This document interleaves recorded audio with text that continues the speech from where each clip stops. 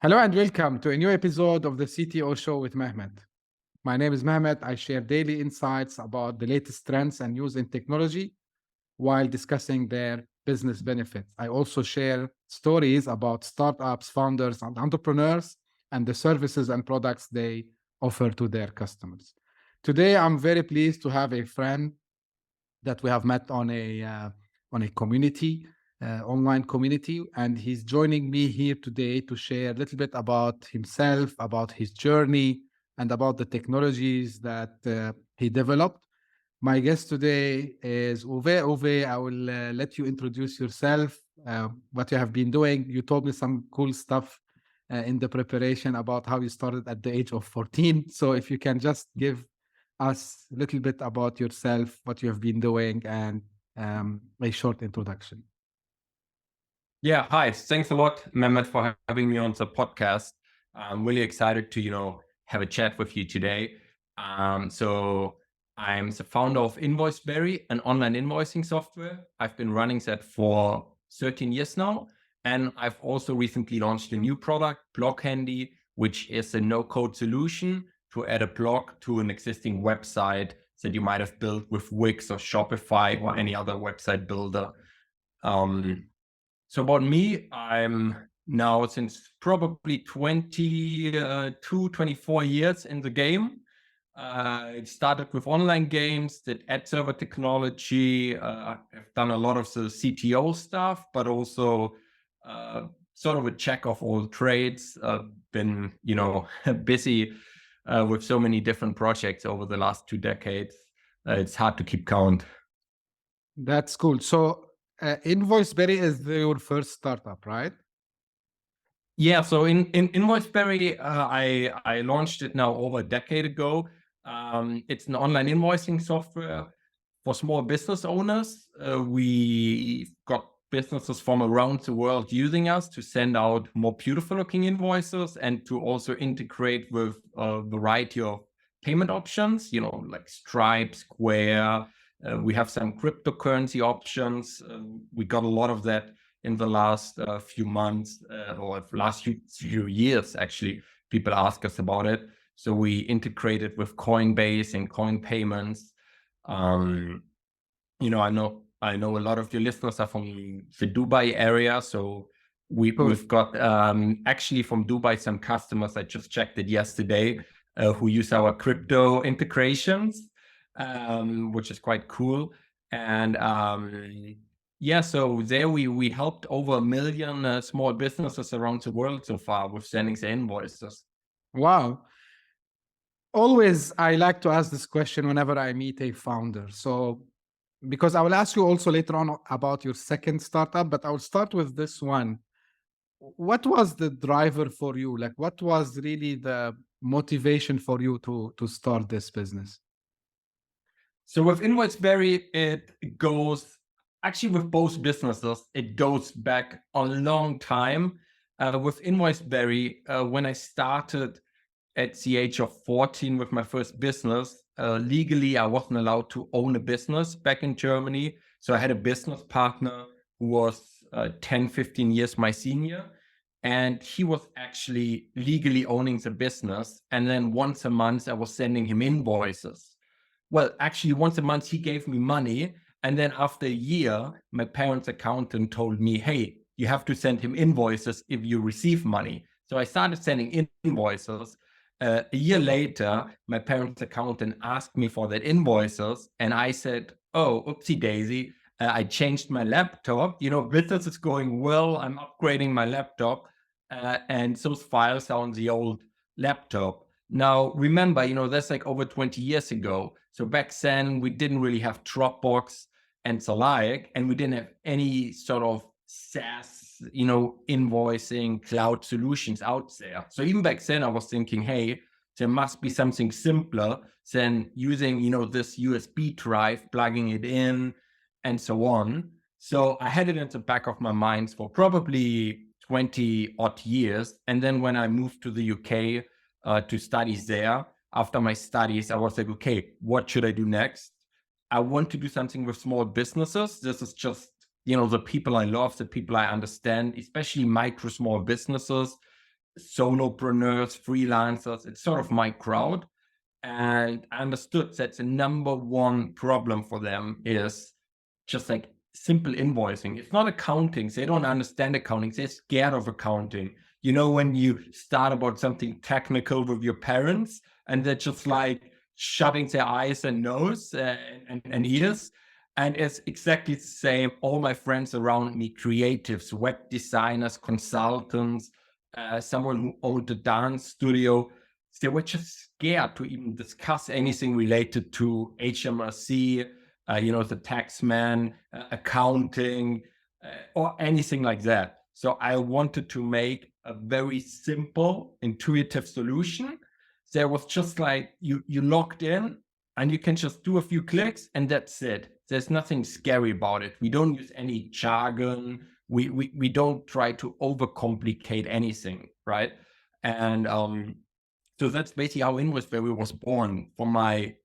Firstly, for my own problem of losing my own invoices as a teenager, and secondly, just for my understandings that I'm quite lucky to have this technical understanding, the business understanding, and the sort of accounting understanding, and combining those three things, because most people are normally either creative or they sort of with accounting brains, but it's not very often that you have both things happening. That's really cool. So you tried to solve your own problem, and then it turned out that you are solving a bigger problem for a large amount of, I would say, solopreneurs and maybe freelancers and so on. Now, how long it took with you to, I mean, let's call it version 0, that you started to evaluate it, and how long also it took with you to tell yourself, okay, I think now it's ready for, I can market it, I can ask people to start using it. So how long it took until you reached this phase? So that's a great question. And I've basically done everything wrong, what you could do wrong, according to the blog posts and books you can read nowadays. So the first thing is I'm a perfectionist. So I kept on delaying the launch until I was 200% happy about it. So that's always an issue of mine. And obviously, also think back 13 years ago, we didn't have any no-code tools. So everything what you see was custom coded, hundreds of thousands of lines of code with a minimal amount of libraries or frameworks back then. Basically no-code tools or anything used. So we reinvented the wheel on a lot of places. And additionally to that, I gave myself a challenge of trying to do it on a shoestring budget. So remember, I've already had businesses before InvoiceBerry. So I had some money ready, but I told myself I can prove, I don't know to who I was proving it, but I can prove that you can start a new business on a shoestring budget of like $100 or $200. I can't remember what the total was in the end. So I was actually developing stuff for other people in exchange for web design, for example, in exchange for SEO help and so on. So in the end, I think the version 2 took around, I'd say 8 to 9 months to launch. And once we launched, after the first 100 customers, we had to completely relaunch because I realized so many maybe mistakes or just the wrong assumptions I had, which were based on my experience, which worked for me, but maybe didn't work that well for others. So after the first 100 customers, we had to relaunch. This time it was way much faster because we had actual customer feedback constantly flowing in. But I'd say in total, it sort of took us 2 years to get to the second version of it. That's cool. So you use pretty much something, maybe if people are familiar, there is a huge, community around this way. There is a book called Lean Startup as well. So where the idea is you have the idea, you go validate it, and then you try to launch it in a very simplistic way. And then you, as you said, like you take feedback and you keep it enhancing. And this is I like to study startups and entrepreneurs, and I feel sometimes the biggest mistake is that people are so stubborn. They say, no, the idea is great, I want to do it, I'm sure that it's gonna be a hit, but then they figure out it's not the case. Now sometimes it is, but yeah, for people, just I like to give this information, and I think we chat about this yesterday about you gave the example of Slack, for example, right? So how Slack was not intended to be what it is. So I just wanted you to share this story with who will watch or listen to this podcast.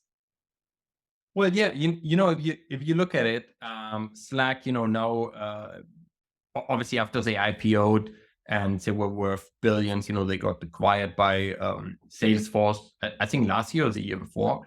And if you look at their desktop app on Windows and on Mac, it's built by Electron, like using Electron, which is basically just a wrapper for a web app, right? And then, when we looked at InvoiceBerry to create a mobile app for InvoiceBerry, and I talked to a lot of development studios because mobile apps is not one of the areas of my expertise, everyone talked about having a native app developed for InvoiceBerry because you shouldn't use something like Ionic or Angular.js or any of those, frameworks, which basically just wrap your app into, like your web app into a wrapper in order to, be served on the mobile phone. And then you look at Slack being worth, I think, 20 or 30 billion US dollars, and they use Electron for it, right? And it just, that's how it is. And, that they're focusing on what's important. And, just to add to your other point, it's very interesting.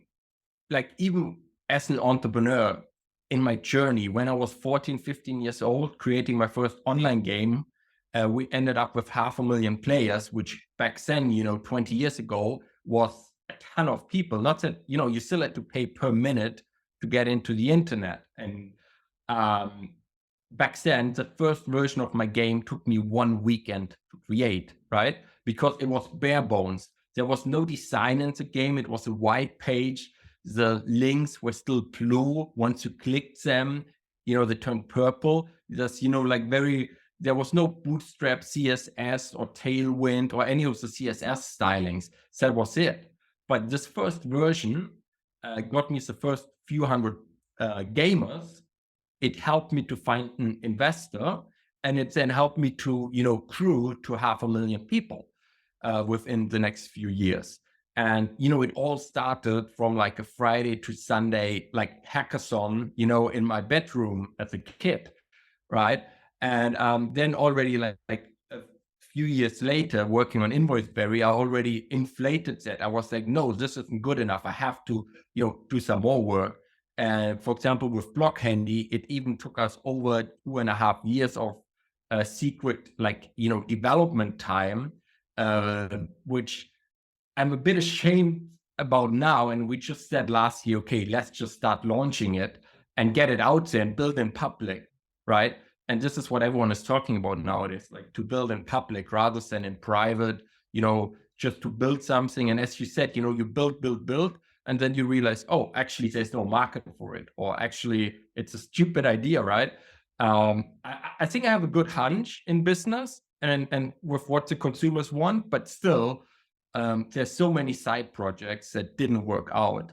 And it would be a shame to work on something for, hundreds or thousands of hours and then realize nobody wants this. 100%, I agree with this because, from the books I read and the articles I read, this is very crucial that, and the ability to accept that sometimes, yeah, maybe the problem, I have it, I'm trying to solve my own problem, which is a good start for any entrepreneur when he or she, they want to start. But the market research, and if you don't have enough market research, your only way is to just launch it. And I think this trend now, of the build in public, I believe it's great because it gives the opportunity to test and pivot your idea very fast. Now, I'm a little bit here commenting because back in the days, I think the reason why people were a little bit scared to do it is because, oh, maybe someone will steal my idea. Maybe someone will be faster than me in going to market.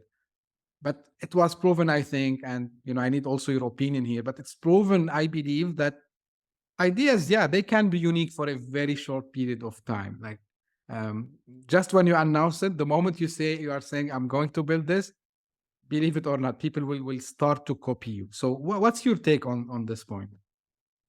100%. I feel, I mean, look, you can go to ChatGPT or your favorite AI tool, whatever it is, and just type in something like, give me 50 ideas for a new startup. And then, you can start. Obviously, that's a terrible prompt to give ChatGPT, but to keep refining that prompt to say, give me 50 ideas for a startup in Dubai regarding, I want to do something with coffee and with import export. And, like you keep feeding it some parameters and it will pop out all these ideas. And I mean, what is it in the end? It's just like some knowledge it acquired from all over the internet.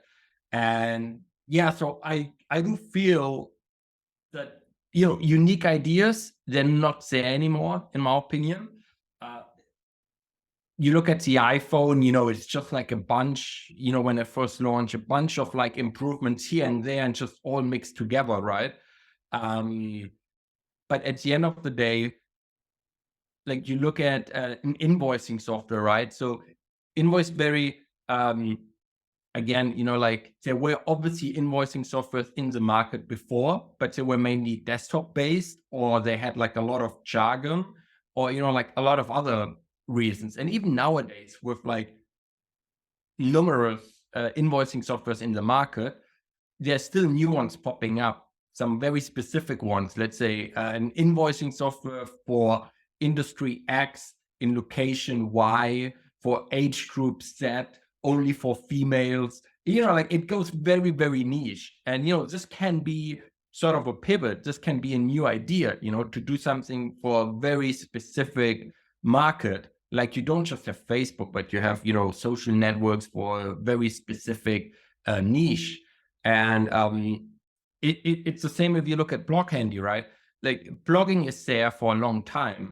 And we've got WordPress, and we've got all the other blogging solutions out there. But the whole point why we started BlogHandy is because we thought there's a niche in the market for this specific way to implement the blog, for the simplicity and like all of the other features, right? So we are not trying to compete on, let's say, price or like a massive plugin list, but we're trying to actually go back to the roots. With all my companies, that's actually what I'm trying to do. And this is sort of, is it a new idea or not? I can't tell you. In my opinion, this is something going back to Jason Fried. For me personally, that's where I first heard about it. Jason Fried and DHH from 37 Signals, Basecamp. I read probably whenever it came out, like 13, 15 years ago, Getting Real, their first book. It came out. And he actually talked about it, to go back to simplicity, right? To look at what Excel offers and only offer the top 3% of the functionality. And this is when you look at any of my products since then, since I read this book, any of my products are based on that assumption. Take something complicated, make it simple for the user. It's only going to work for 90% or 80% of users because there are always edge cases. Someone wants something very specific, and we tell them, hey, there's a different solution. And we tell you, go to this competitor or go to that competitor if it makes more sense, right? Because at the end of the day, yes, I want to make money, but also I want to serve the community. I want to serve, the small business owner that trusts me, that I give him the best advice. Yeah, me myself also in the consulting business as well, from technology perspective. This is very important because at the end of the day, the goal of any product is to solve a business problem. So Right. so it needs to be in that. And the other thing I want to say regarding about the innovations and the ideas, there's there are two kinds of, I would say, ideas that you copy. I mean, there is a copycat, and there is a version which I don't like to call it copy. It's, I would say, yeah, this idea is great. It was, pioneering in whatever problem it's solving, but actually it still have some friction to the user. And actually someone else will come and take the concept and build something more simple, maybe cheaper, maybe it's faster, like, So so I just read yesterday regarding that an interesting story. So actually at InvoiceBerry, we've got a lot of auto repair shops as customers, mainly Australian, US, UK for the auto repair shops. And then I read an interesting story. There was a guy in Austria. He launched an invoicing software or management software, but with focus on invoicing, as far as I understand, for Austrian auto repair shops. But he literally drove from village to village and I think there are 2,000 repair shops in Austria. So he drove to each and every of them and talked to them. So in a way, he might have exactly the same solution what we are offering, but his uniqueness is not the software, but it's his approach to find the customer, right? Because it's a traditional country. I just came back from a skiing trip in Austria. Things are very traditional there. And, the auto repair shops in general is a quite traditional industry. So by him literally driving by car, stepping out, shaking someone's hand, this is how he does business. And it took him years, but he built up a very successful business. And he has the majority of shops in Austria using his software, right? So now, is it a copycat? I don't think so. I think it's more what you said, the latter thing, which is he just looked at the issue and he knew that he's never going to reach these guys with Google ads or with Facebook ads, right? He needed to get into his car and drive through the country. Yeah. Now, jumping on another topic, because you mentioned a couple of times. So, and I shared also on previous episodes about this topic, which is, and I just read something today, no code with AI is eating the world. So let's start with no code first. So being someone who developed your first SaaS based on a traditional, I would say, it's not, maybe the word traditional is not the right one, but I mean, you build a stack of the very famous one. You have HTML, CSS, and JavaScript using some framework. And that was available at that time, I believe. But today, and myself, I'm now in a boot camp for no code, and I'm there. I have the know-how, but I want to understand more about it. So tell me, what do you think about no code, and what do you think the opportunities are with no code? Great question. So in my opinion, there are a few things to consider. I mean, the opportunities are just enormous, right?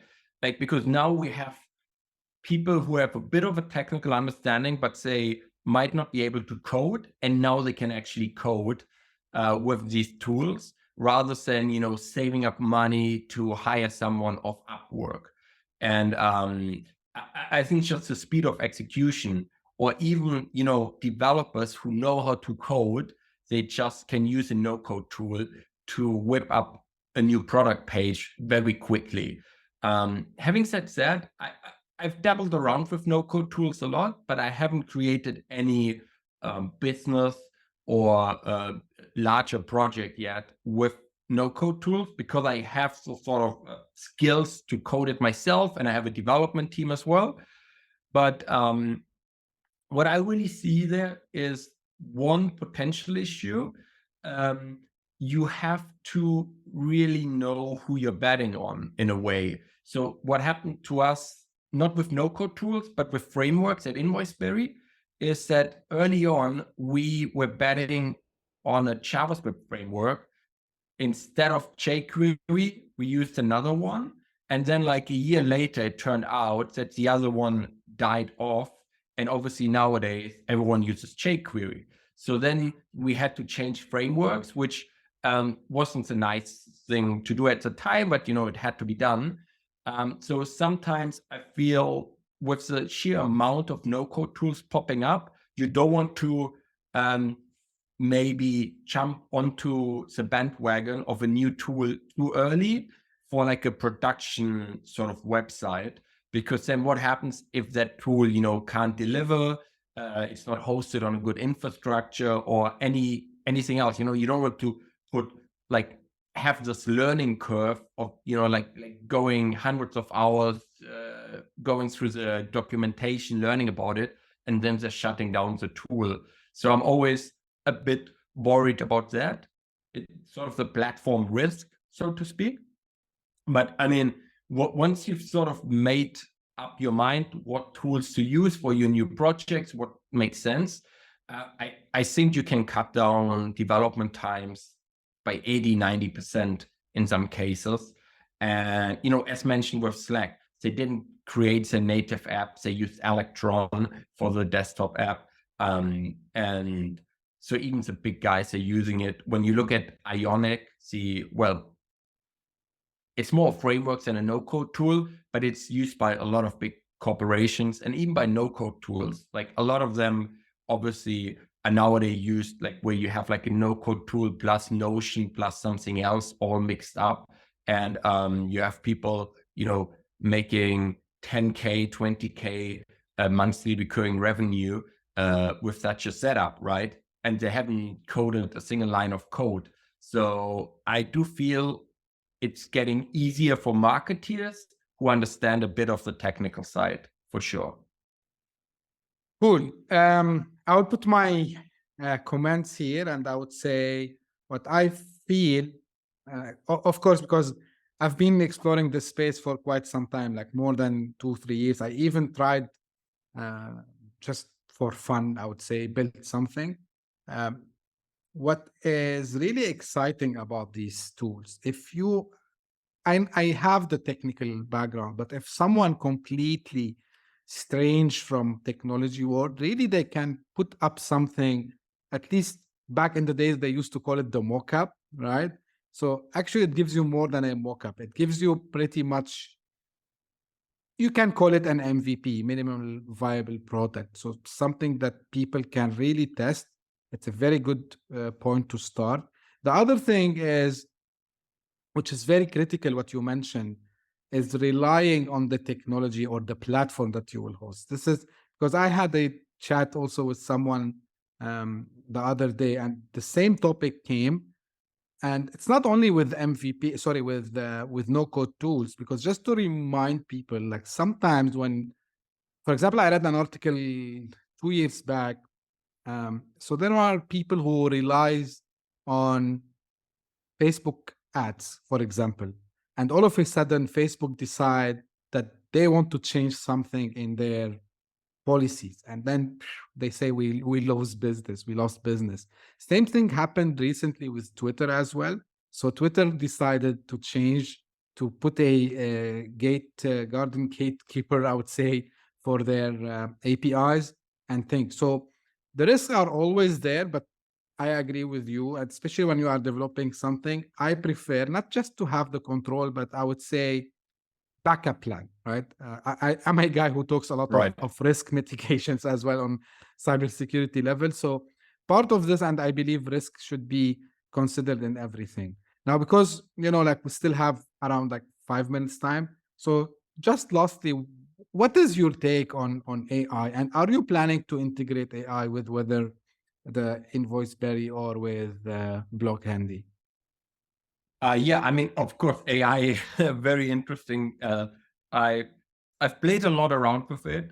I think at the moment we're at that time where we should all be playing around with it. I do feel anyone who has bad opinions about it because, they type something in, coming back to the example earlier, give me 50 business ideas. They obviously haven't understood if you go to a bar to your buddy or to a stranger, let's say you go to a stranger who doesn't know you and you say, give me 50 business ideas. This stranger already has more ideas because he knows in what bar you are. He can look at your face and, maybe at your clothes. He can, he knows if you're male or female. He knows in what location you are. So if you go to ChatGPT, you first have to build or any other AI, right? I'm just saying ChatGPT because that's a big thing right now. I feel people have to give more of the environment, right? They have to tell more what's happening actually. So what we're trying to do this year at BlogHandy is actually adding a bunch of AI functionality within BlogHandy because we're trying to get like a holistic view on the blogging experience. So the first step is obviously how can someone who doesn't have a blog yet, how can they get started? So they have to be able to install it in a very simple way rather than WordPress, which can be very overwhelming. The second step was that we automatically take over your existing website's design with our solution. So you don't have to hire a designer. So now we're at the step, all of this works already. So now we're at the next step where we're saying, hey, how can we make the actual writing experience better? I don't believe in asking AI, to write an entire blog post, but obviously there are loads of things in between where AI can be helpful to, improve your experience. If it's in, creating custom images, helping you to pick images, helping you with some headline ideas, some keyword optimization ideas and so on. So there's loads of new features currently being discussed in the team. And in general, from a personal level, I'm really, really excited because, this is where we are right now with AI. And I think by the end of the year, we will, make a massive step and it just will, exponentially grow. It's not going to get worse, right? And anyone who complains now about issues, it's like, of course, the iPhone 1 also wasn't amazing compared to the current version, whatever it is, right? And, every time, especially the first few jumps, will be massive leaps, right? So I'm really excited about that. Actually, me too. And actually, you brought an important topic. So before we close, I want to add a few things here. I believe, the prompt design, and I saw something, I'm not sure if it's true or not, but they are paying a huge amount of money for the ones who comes up with the right prompts. Oh, I've seen that. Yeah. There's some good salaries. A prompt engineer. After now, I'm a heavy user of ChatGPT and others. I believe again that the opportunity is huge there, but whether it's you think about from technology or business perspective. And what I want to say is, I believe also there's an area which is people, it's not taking too much, put a lot of observation or comments about it, which is the other part of OpenAI, which is the DALL-E 2, and this you create these arts and create videos and so on. So I think this is another area. Now we just get 1 minute. Anything you want to advise fellow young people, anyone who's looking to start their journey in technology, because my show is the CTO show. So what's your advice to fellow entrepreneurs? So I feel trying to play more, right? To specialize later on, rather to be a jack of all trades, to try to understand business and marketing and tech and accounting and numbers and creativity. Take some random, if you're at university or whatever, take some random classes that just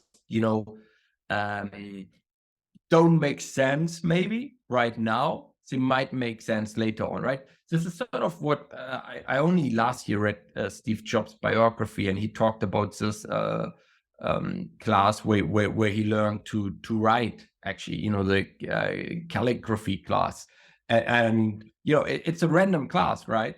but it helped with the fonts on the Mac, later on. And it just has this ripple down effect. And it's the same what I can see here with AI nowadays. Just, play around, play like a day with ChatGPT, play a day with Stable Diffusion, play with some other AI tool, and just, with all the no-code tools, right? Like go on like a challenge, 100 days, 100 different AI tools or no-code tools, right? And just try to play around and, obviously learning by doing, right? And just, make the most out of that first. And then, maybe niche down into some direction. But first, just explore what's out there.